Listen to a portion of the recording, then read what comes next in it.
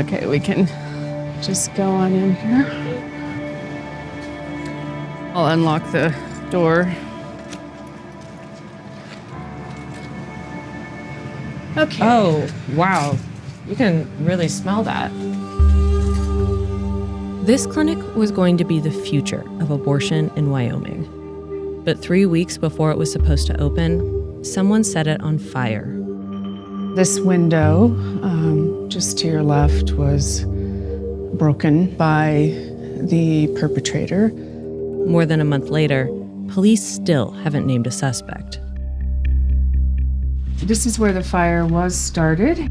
Everything that was placed in this room was, absolutely destroyed. Did that used to be an exam table? Yes. So let me take you down this way. Julie Burkhart is the founder of Wellspring Health Access, the nonprofit behind the clinic. She was racing to open before the Supreme Court overturned Roe v. Wade, the 1973 decision that legalized abortion nationwide. I put about $200,000 into the building just to get it ready. On top of the amount of money it cost to buy this place. Yeah. It's quite devastating. Opening Wellspring in this deeply conservative state was always a controversial idea. It would have been the only option for surgical abortions in Wyoming. One other clinic provides abortion pills. If this arson hadn't happened, what would be going on in this clinic today? Today was going to be our first patient day. It makes me feel tired that we have to rebuild the clinic. I think it makes me fearful because I've been way too close to violence. And we live in a very tenuous time. It feels a lot like a pressure cooker to me. Do you feel safe here? No, I think I've been struggling with a little PTSD, stirred up a lot of emotions in me because of, dealing with certain issues in the past around violence and abortion care.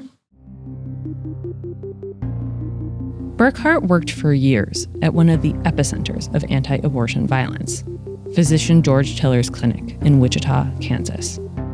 His women's healthcare services clinic is just one of 3 in the nation which perform late-term abortions after the 21st week of pregnancy. The threat against Tiller was so constant, his clinic had fortress-like security. Dr. George Tiller was shot and killed in church yesterday. George Tiller was my boss and mentor. People literally by the thousands descended upon Wichita and surrounded his clinic. You'll never, ever truly get over the fact that you paid money for him to kill your baby.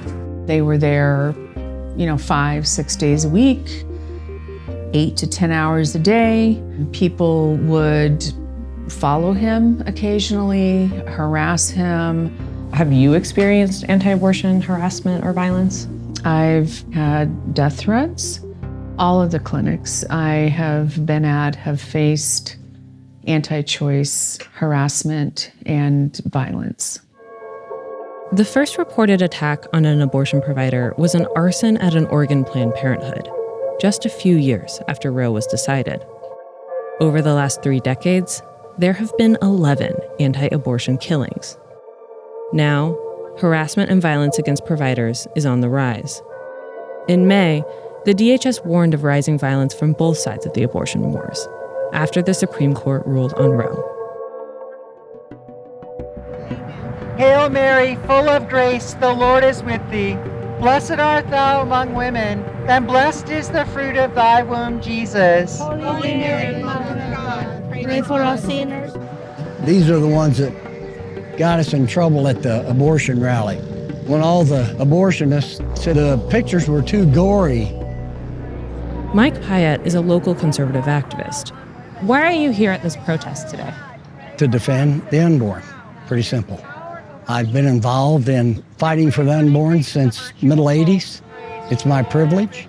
I consider it an honor to be here with the other people who have been standing. In the name of the Father, the Son, and the Holy Spirit. We'll be here until that place leaves. What went through your head when you heard about the arson? What went through my head was elation. I was elated. Interestingly, people are more concerned about a fire in a building than the potential of killing babies. To me, that's the contrast of this culture. So I'm not upset about it at all. To you, the fire saved lives. Sure, yeah. For now, weekly protests continue. Repairs of the clinic will cost around $75,000. Even if Burkhart can get the money, it will still take 4 to 6 months to reopen. And it's not just repairs that make providing abortions difficult. In March, Wyoming passed a so-called trigger law meant to ban abortion after the overturning of Roe. That law only allows abortions in cases of rape, incest, or an extreme medical emergency. Burkhart hopes to halt the law by suing the state, allowing her clinic to perform abortions while the courts battle it out. Even if she wins in Wyoming, at least 12 other states have similar trigger laws. By the time the dust from Roe's collapse settles, 26 states are expected to ban abortion. Is there a chance that this Casper clinic doesn't reopen? There is a chance that the clinic won't reopen. Will lawmakers who are in charge of implementing this ban here in Wyoming actually take those steps to do it? Will we be able to, when we file for an injunction, get it? We might have this devastating outcome. But as Dr. Tiller used to say, is, win, lose, or draw, at least we tried. We can't be bullied into submission. And unfortunately, in this movement, that comes sometimes with a price. I'm Michael Learmonth, editor-in-chief of Vice News. Too often, traditional news outlets shy away from the real stories and experiences of those living through global conflicts. Not Vice News. Our reporters are on the ground, fearlessly covering the human stories that shape our world. You and millions of others can continue to read, watch, and listen to Vice News for free. But we hope you'll consider making a one-time or ongoing contribution of any size at vice.com/contribute. Every contribution, no matter how big or small, helps support the journalism Vice News brings to you every day. Thank you.